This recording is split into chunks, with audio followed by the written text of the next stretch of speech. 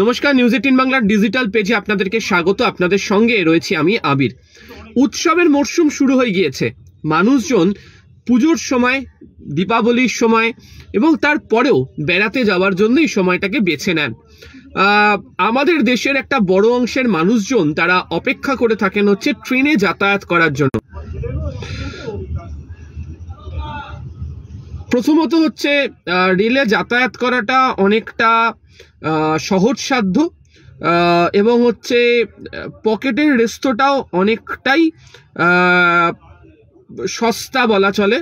ফলে বিমানে যেতে অনেকে চান না এবং অনেকেই বলছেন যে এয়ার ইন্ডিয়ার ঘটনার পর বিমানে যাতায়াত করার ক্ষেত্রে একটা ভয়ও তৈরি হয়েছে। দ্বিতীয়ত হচ্ছে সড়ক পথেও দীর্ঘ পথ, যদি কেউ এখান থেকে ধরুন দার্জিলিং বা ডুয়ার্স যেতে চাইছেন, তারাও যেতে চান না, তারা কিছুটা হলেও এড়িয়ে যাওয়ার চেষ্টা করেন। তো এই পরিস্থিতিতে দাঁড়িয়ে উপায় হচ্ছে একমাত্রই ট্রেনে করে যাতায়াত। আর ট্রেনে করে যাতায়াত করতে গিয়ে যে পরিস্থিতির সম্মুখীন মানুষজনকে হতে হচ্ছে তা বেশ কষ্টকর। তার কারণ হাপিত্যেশ করে বসে থাকলেও মিলছে না ট্রেনের কনফার্ম টিকিট। একদম ঠিক শুনছেন, হাপিত্যেশ করে বসে থাকলেও মিলছে না ট্রেনের কনফার্ম টিকিট। আপনাদেরকে একটা সহজ অঙ্ক জানিয়ে রাখি। ধরুন আপনি যাবেন হচ্ছে এসি 2 টায়ারে, তাহলে গোটা কোচের বার্থ বা সিটের সংখ্যা হচ্ছে মাত্র 46। আপনি যাবেন নর্মাল স্লিপারে, তাহলে হচ্ছে কোচে সিটের সংখ্যা 72। যাবেন আপনি এসি 3 টায়ারে, সেখানেও সিটের সংখ্যা হচ্ছে 72। এই 72টার হিসাবে আপনাকে বলছি যে প্রথমের 63টা টিকিট দিয়ে দেওয়া হয়, অর্থাৎ যখন সাইট ওপেন করা হয় তখন এই 63টা টিকিট দিয়ে দেওয়া হয়। কনফার্ম যারা প্রথম আসেন 63 জন তারা পেয়ে যান। 9টা টিকিট রেখে দেওয়া হয়। কেন রেখে দেওয়া হয়? এর মধ্যে 8টা সাইট লোয়ার এবং একটি টিটির এমার্জেন্সি কোটার যে টিকিট সেটিকে রেখে দেওয়া হয়। এটি রেখে দেওয়ার কারণটা হচ্ছে আরএসির জন্য। এবার ধরুন একটা ট্রেনে 7টা এসি কোচ যাচ্ছে, তাহলে 7 × 9 হচ্ছে 63।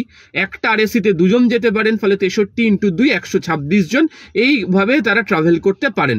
এবং এরপর ওয়েটিং লিস্টের টিকিট দেওয়া হয়। এতদিন পর্যন্ত ওয়েটিং লিস্টের যে টিকিট দেওয়া হতো, সেখানে হচ্ছে ওয়েটিং লিস্টের টিকিট দেওয়া হতো হচ্ছে 25% অর্থাৎ ক্যাপাসিটির। এখন সেটিকে কমিয়ে দেওয়া হচ্ছে 10 to 12%। অর্থাৎ আগে 72টা আসনের জায়গাতে 18 জনকে ওয়েটিং লিস্টকে দেওয়া হতো। এখন সেই ওয়েটিং লিস্টের সংখ্যা কমে গিয়ে দাঁড়িয়ে গিয়েছে হচ্ছে মাত্র 7 থেকে 8টি, কোনো কোনো ক্ষেত্রে 9টি। ফলে মানুষ ট্রেনের টিকিট চেয়েও তারা পাচ্ছেন না। এবং দ্বিতীয়ত হচ্ছে যে এয়ার ইন্ডিয়ার ঘটনার পর যেটা লক্ষ্য করতে পারা গেছে, প্রচুর মানুষজন তারা ট্রেনে যাতায়াত করতে চাইছেন, ট্রেনে যাতায়াত করার জন্য প্রস্তুত হয়ে রয়েছেন। ফলে তারা মনে করছেন যে ফ্লাইটের নয় ট্রেনের টিকিটে যাব। আর এখন 4 মাসের উইন্ডো নয়, এখন 2 মাসের উইন্ডো দেওয়া হয়। অর্থাৎ যেদিনকে আপনি জার্নি করবেন তার ঠিক 2 মাস আগে থেকে ওই নির্দিষ্ট দিনে ট্রেনের টিকিট আপনি কাটতে পারবেন। উইন্ডো ওপেন করে দেওয়া হবে। সেই উইন্ডো ওপেন করতে গিয়ে দেখতে পাওয়া যাচ্ছে যে মাত্র 5 মিনিটের মধ্যে সমস্ত টিকিট নিঃশেষিত। এবং অনেকে এটা বলছেন, সেটা হচ্ছে যে যেহেতু মানুষ আগে থেকে প্ল্যান করে নিচ্ছেন, 2 মাস সময় আগে থেকে একদম নির্দিষ্টভাবে প্ল্যান করা থাকছে, ফলে কোনোভাবে ট্রেনের টিকিট বা সাইড ওপেন হলেই সঙ্গে সঙ্গে তারা করে নিতে পারছেন এবং সেখান নিয়ে তারা জার্নি করছেন। তো এই হচ্ছে মূল বিষয়।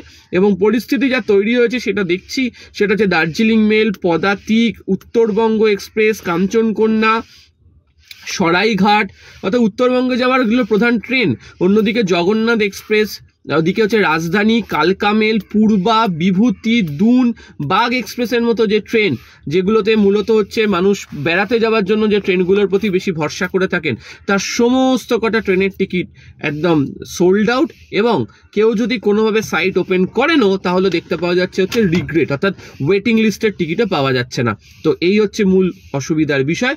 রেলের আধিকারিকরা চেষ্টা করছেন স্পেশাল ট্রেন দেওয়ার জন্য। আবার এখানেও একটা অঙ্ক লুকিয়ে রয়েছে।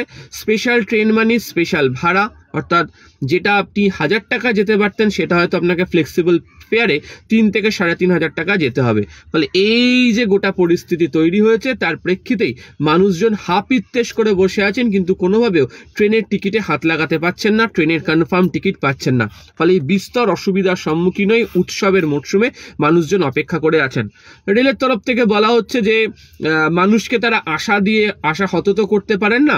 ফলে আগে যেখানে এত সংখ্যক ওয়েটিং লিস্ট আগস্টের টিকিট দেওয়া হতো সেটাকে এখন তারা কমিয়ে এনেছেন এবং তারা বলছেন আগামী সময়ের মধ্যে আরও সুবিধা স্পেশাল এবং পুজো স্পেশাল ট্রেন চালানো হবে।